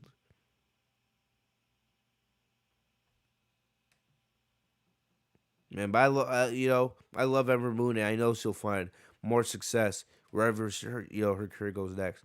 I know that most of these superstars, I know most of these superstars do have 90-day contracts or 90-day non-complete clauses. That's usually what WWE does, right? I know that Bray Wyatt's non-complete clause just ended a little bit ago. Same did Braun Strowman's, but we still don't know where Bray Wyatt's going to end up. I haven't heard any reports that he signed with AEW, but, I would hope that's where Bray Wyatt's going. But we'll see. But look, I don't know, man. Most of these superstars, they have 90-day non-complete causes. Some of them will go to AEW. A couple of them will. I think a lot of them will end up in Impact or will go do something else, right? But either way, the good thing I can say is these superstars will end up with jobs. They will find jobs, right? It's not like it's going to be like this forever. It will be pretty easy for them to find work. The wrestling landscape, there's always promotions needing more talent. AEW, Tony Khan will definitely sign some of these guys, right? And they'll make an impact on AEW right away. A couple of these people will go to Impact, which will be what's best for them. A couple of them will go to other promotions, and they'll succeed. And plus, we know that lots of companies these days are doing partnerships with one another, right? We've seen AEW partner with other companies and things of that nature. So, like, these superstars will have no problem finding work. They're all talented and they all can be used. But the big thing is that WWE just doesn't know how to use them. WWE doesn't give a shit. It's crazy how bad WWE can use these superstars, waste them, right? Have them look like absolute shit, absolute jobbers on the main roster, and then eventually, right, release them, and then these superstars end up go to somewhere else, and they have so much more success. WWE is supposed to be the pinnacle of success, but it's not because WWE doesn't know how to book anybody anymore. And people want to get all up in arms when Mick Foley calls out WWE. But Mick Foley's 100% right. He's 100% right when he comes out to call out WWE. Because it's facts. There are problems. Vince McMahon is toxic. He's a cancer. He doesn't understand what works anymore in 2021. He doesn't. If you're not one of his guys, you're just buried. You don't mean anything. Nothing else is special to him anymore. And he has to go. He has to go. It's really that simple. It's really that simple. And the thing about it is, we're talking about all these names that got released today. There's so many more. This is not the end of it. We know that. I'm done thinking this is the end. Because they're not. We know that there will be more budget cuts. We know that there will be more superstars that get released as time goes on. There will be a lot more. Right? And at the end of the day, I'll be here to talk about and continue to remind you how WWE wastes these superstars. I don't know. I don't know, man. I don't know. I don't know, man. Because, look, out of all the superstars that got released today, I can think of 10 to 15 more off the top of my head that could have easily requested their release. And the thing is, we didn't even talk about all the other names. And, I said I just wanted to focus on, the big ones, But, Lince Dorado, Grand Metalik, right? The Lucha Brothers. We already know Kalisto requested his release earlier this year, and he's gone. Now the Lucha Bros, now that tag team's completely split, right? Lince Dorado and Grand Metalik are both free. I could easily see them going to AEW. AEW's tag team division is the best tag team division in the world. You had the Lucha Bros in there, woo. That's another great tag team. You had they released a couple of members from Hit Row, right? Orny Lookerin. You remember Orny and Terry Baxter from NXT, former NXT tag team champions, right? They're gone now. That's a tag team that could have been used on the main roster. It's like when you just look at these names, like Harry Smith. Harry Smith was supposed to be making a comeback. He had a couple matches at live events, a couple dark matches before Raws and SmackDown, and he never even made a return to WWE TV. It's like WWE doesn't have their priorities straight. They just don't care. They just do not care. Just do not care. I just don't understand the priorities. I do not understand the priorities with this company. But hey, but I don't know. I don't know. I don't want to keep sounding like a broken record on here. But like, what else do you want me to say? I don't know what else. I really don't know what else to say about this. It is what it is.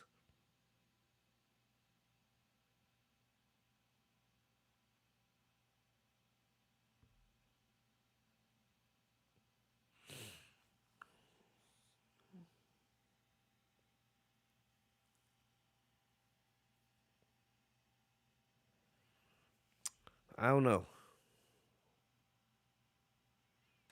Let me look on Twitter real quick.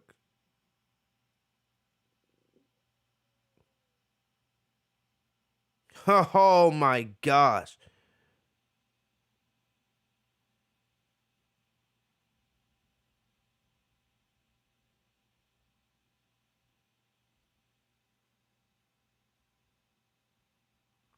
Oh my gosh.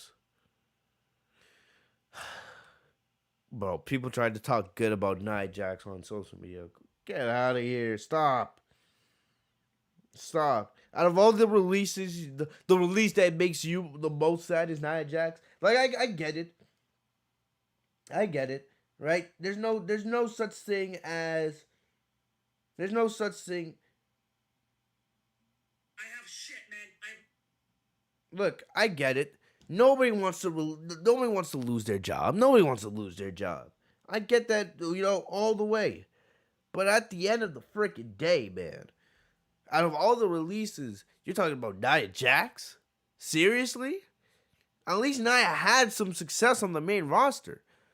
She had some success.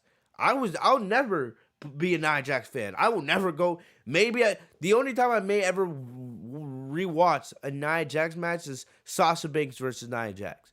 Because Sasha actually had decent chemistry. Well, Sasha had great chemistry with anybody. Because Sasha's the best in the world. But, when you think about it, like Sasha and Nia had some pretty good matches on WWE. They had a great SmackDown Women's Championship match from earlier this year.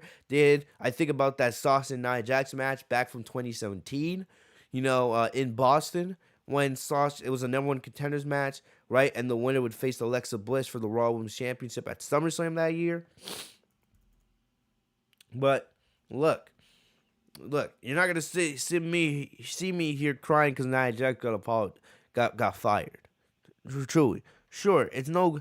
I know you don't want to see anybody lose their job, but still, I'm not sitting here thinking about Nia Jax's release.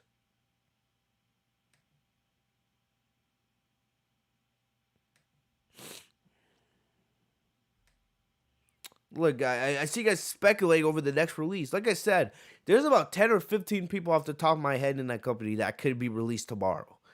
There's so many names. As shocking as these names are, there's so many other names. There's so many other people that could have been released. So many. There's not a lot of people that are truly safe from not being fired. Unless you're one of the big name stars like a Roman Reigns, a Sasha Banks, a Bayley, right? A Becky, I'm not going to say Charlotte because I know Charlotte's in some hot water with WWE these days. But if you're uh if you're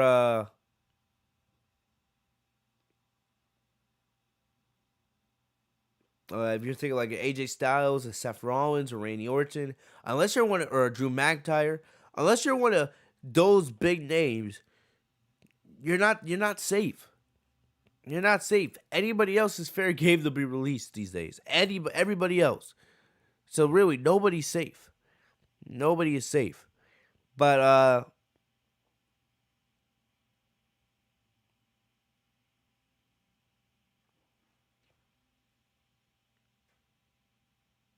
yeah, I can't think. I'm just looking through Twitter, but honestly, yeah, those are the other people that would be safe. But from Dax from FTR, right? He said, I wish WCW would have won." So clearly, that's a huge That's a huge, what's it called?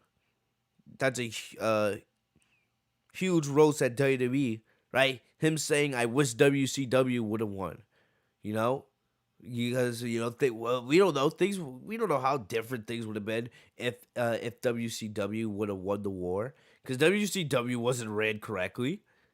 Yeah, WCW was not ran correctly. We know the stories about WCW's downfall, and Eric Bischoff and what they did with Hulk Hogan and all those other things.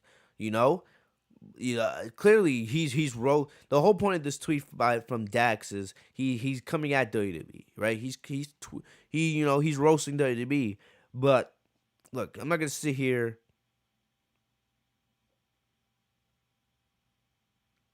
But I'm not gonna sit here and say I wish that I'm not gonna sit here and say I wish that WCW would have won, because we don't know how different. I just feel bad for Triple H. I feel bad for Triple H, who put hours and hours into some of these characters, hours and hours into a bunch of these gimmicks, and turning these superstars into real superstars just for Vince McMahon to come in and completely waste it because the guy's out of touch.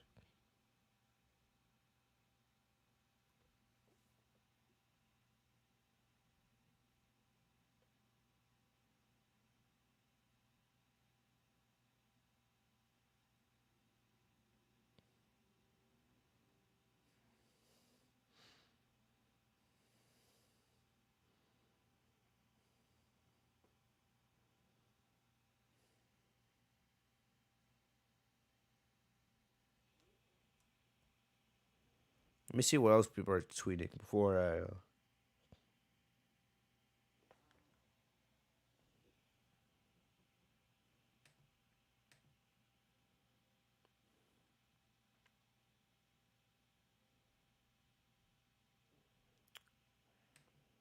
I'm just going through Twitter. My boy Danny Geekdom 101. He just went on Twitter. He found out about all the releases. Geekdom said, "Whoa. Keith Lee, Grand Metalik, Karrion Kross, Nia Jax, Harry Smith again? What the hell?"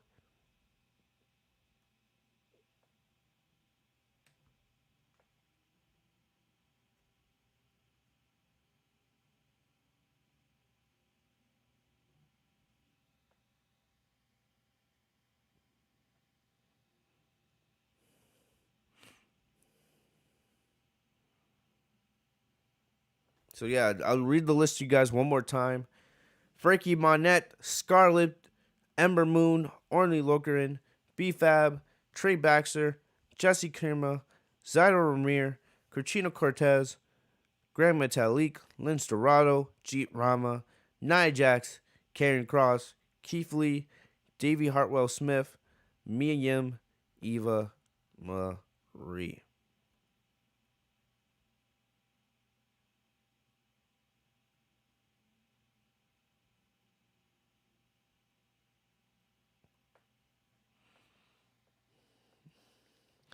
Look, man, Twitter's going. I wish I could share my screen. I would love to share my screen and then show you guys these tweets, but I don't want to put my privacy out there, of course. So I'm just going through Twitter real quick. But oh man, everyone's talking about these releases because it just keeps happening.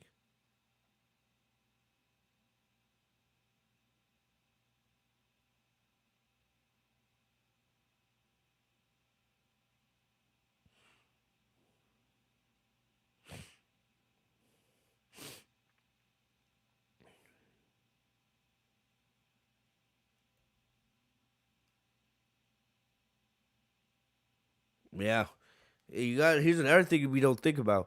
You think about all these superstars that think about all these superstars that got released. Some of these superstars, they just recently moved down to Orlando. A lot of them just moved down from Orlando, or moved down to Orlando to be, near the Performance Center, be down for NXT, right? And some of these superstars have only been with the company for a couple months, you know. And then all of a sudden, he's released. He's gone. These superstars are gone. It's like, dang, They have to refocus their whole lives, right? They you know they change their whole lives around, and then you do nothing with them. You have them completely, restart their lives, finding new places in Orlando to live, and then, well, out of nowhere they get released, just months into their deals. It's terrible.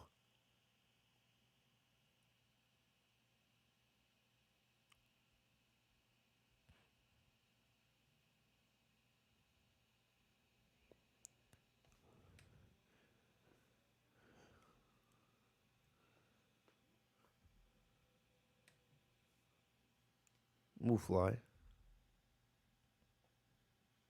Trying to see if there's any other crazy tweets. If you guys see any other tweets, let me know in the chat before we end it. Who will WWE have left? LOL. Anthony, I don't know what to think about WWE anymore. I don't know. Grand Metalik tweeted,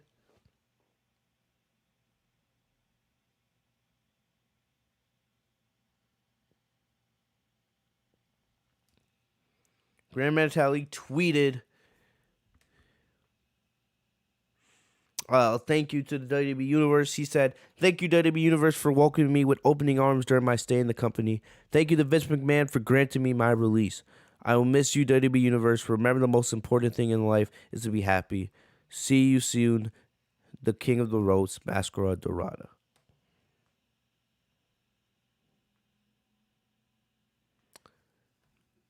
The only way I could see, Anthony, the only way I could see Sasha getting released is if she requested it. That's the only way I could see. And the thing about it is, I feel like WWE, it would be very, very hard for WWE to release her. I don't know how long is Sasha has left on her deal. I don't. But I personally would be shocked if WWE ever released Sasha. The only way I could see Sasha leaving is if she requested it and they gave it to her. But I feel like WWE would be very, very, very tough on letting Sasha go because they know she would go straight to AEW. They know Sasha would go to AEW. It's not, you don't even have to think about it. So maybe Sasha leaves when her contract expires, which I still believe she has 1 or 2 more years up on it. But I'm not exactly sure. I'm not sure.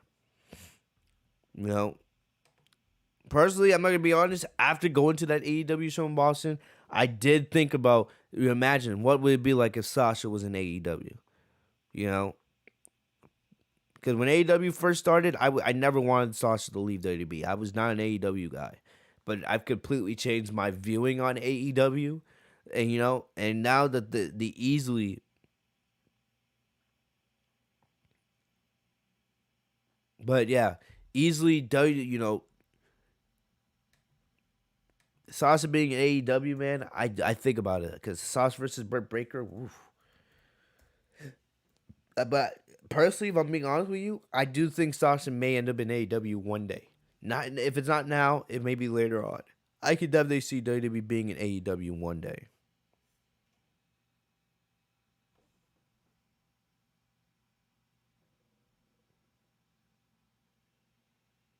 Ooh, they're bringing back the LeBron Nines. That's another thing I'm noticing. If you look at WWE social media page, they haven't released any press releases on the releases. Usually every single, usually when WWE releases,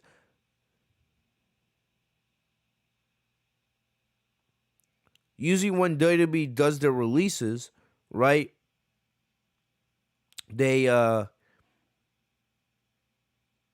They usually send out like a quick press release like, oh, X and Z has agreed to terms of his release from WWE. We wish him the best of luck in his future endeavors. That's usually what they do. But hey.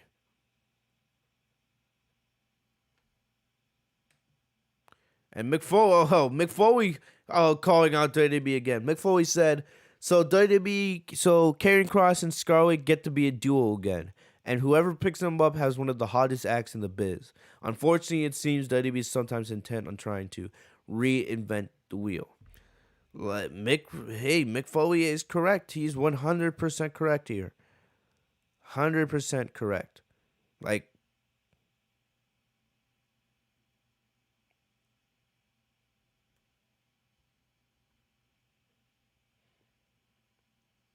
Mick Foley always said, always tough to hear that talent has been let go, especially when you have friends among them. The silver lining is that there's never been a better time to be a wrestler. Wishing everyone the very best.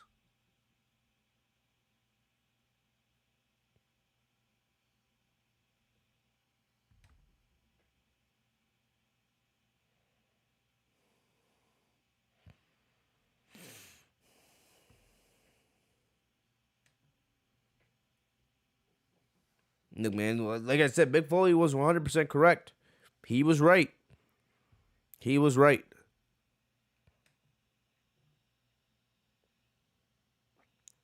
Anthony said Oscar is next. Look, man. I just want Oscar to be back to being the Oscar we loved in NXT. I know, like I said this earlier. I know Oscar's dealing with injuries right now, but you know, look, I want Oscar, I want I want Oscar, to be back to her normal self. Look, and I don't know her contract situation. I don't know. Almost fell out of my damn chair. But I just want Oscar to be happy because Oscar has not felt like herself in years now. Like, and if she comes back, I would love to see her on SmackDown, but I don't know. The thing is, these releases now are so unpredictable, and they come out of nowhere. It's just like I don't know. I don't know. Let me see. Anybody? Io Shirai put a heartbreak emoji.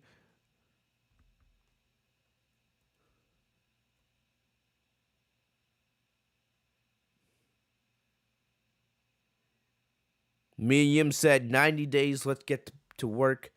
Right? She said booking inquiries, please. She put her email for anybody that wants to book her for potential work, right? But she doesn't want interviews, so she doesn't want to speak to any press members. So respect that.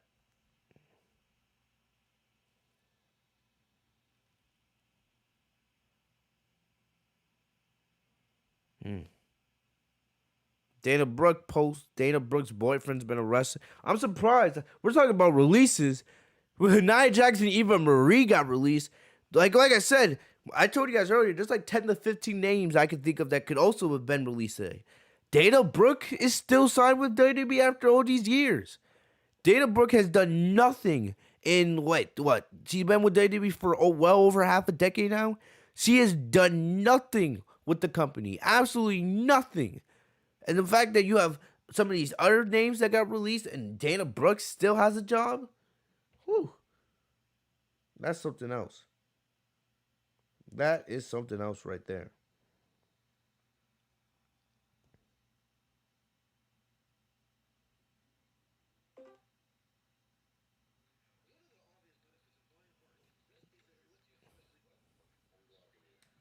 I don't know. You guys said Carmella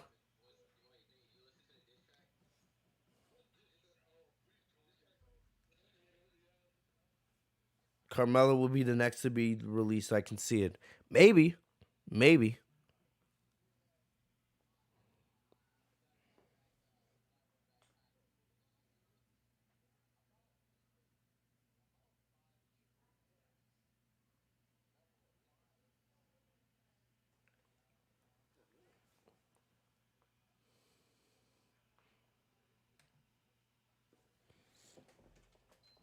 I don't know. I'm gonna turn my PS4 on. I don't know. Maybe I should stream tonight. I don't know.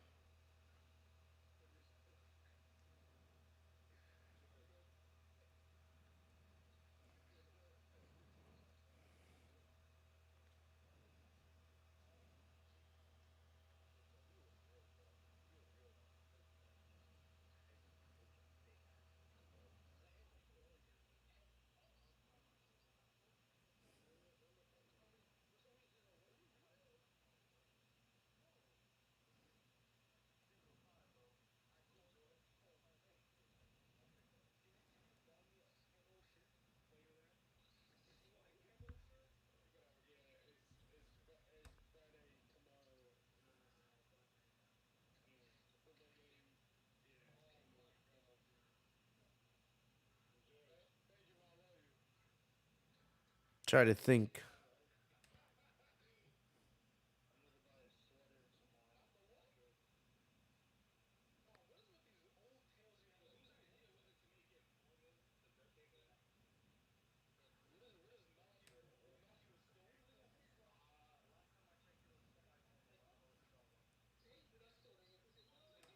I can't. I can't. I'm trying to see if there's any other. Cause honestly, I'm running out of thoughts.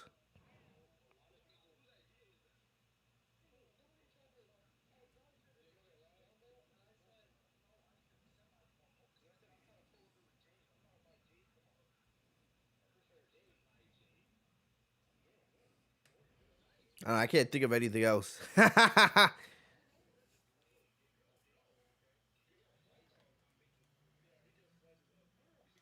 I can't think. I can't think of anything else.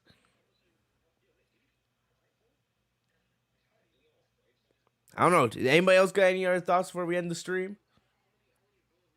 If we don't have anything else, I'm just gonna think I'm just gonna go run some PS4 for the rest of the night. Rest of the night. Now let me know, man. Look, at the end of the day, man. Look, the releases are sad. Nobody wants to lose. Nobody wants to lose their jobs. Nobody. But like I said, these superstars are not gonna have any real problem finding work. They're not. They have their 90-day complete clauses. Some of them will end up in AEW. Some of them will end up uh some of them will end up, somewhere else in Impact or whatever. But I'm not really that worried about the future for some of these other wrestlers. They're all great. They're all great. I hate that people like Keith Lee and Karrion Kross and Ember Moon got released because, in my opinion, they're supposed to be building blocks for the future of this company. But you know, at the end of the day, it is what it is. WWE will have to learn that they will have to pay for their own decisions one day. I don't want to say this is the downfall of WWE because I don't know what the future for WWE is, right? I don't know if they're planning on selling the company. I don't know what it is. But WWE, man, look, they can only blame themselves for all these releases happening. It's really that simple. They have themselves to blame for these things, and one day, they hopefully one day they'll realize that Vince McMahon is the guy. If there's one guy that needs to be truly released from the WWE, it's Vince McMahon. He needs to be released from creative, truly. And I hope he is one day because the guy out of everyone that gets released from the WWE, it should truly be him. Should truly be Vince McMahon. But that is what it is. But we'll see what happens, man. I'll keep you guys updated. Hopefully there is no more other releases, but we'll see what happens. But hopefully you guys enjoyed this little emergency podcast. Thank you guys for joining me here tonight. I hope you guys enjoyed. I didn't plan on making an emergency pod, but I knew I had to go live after once we found out what was going on with these releases. But thank you guys so very much for spending some time to chill here with me. I'll let you guys go, man. Definitely, I'm hoping to have a SmackDown review this weekend. Hopefully it is. I haven't been very busy as of late, but I'm hoping I will have a SmackDown review for you guys later this weekend. But other than that, guys, that's about all I got for you guys today. I'll see you guys later. Stay safe and healthy, y'all. Subscribe, you guys are new to the channel, by hitting the big red button and by clicking the bell next to my name, Fitzmonk TV, so you guys are notified every time I post a new video. Thank you guys for everything. Leave a like if you guys enjoyed. Follow me down on social media. Links are in the description down below. I'll see you guys later. Peace.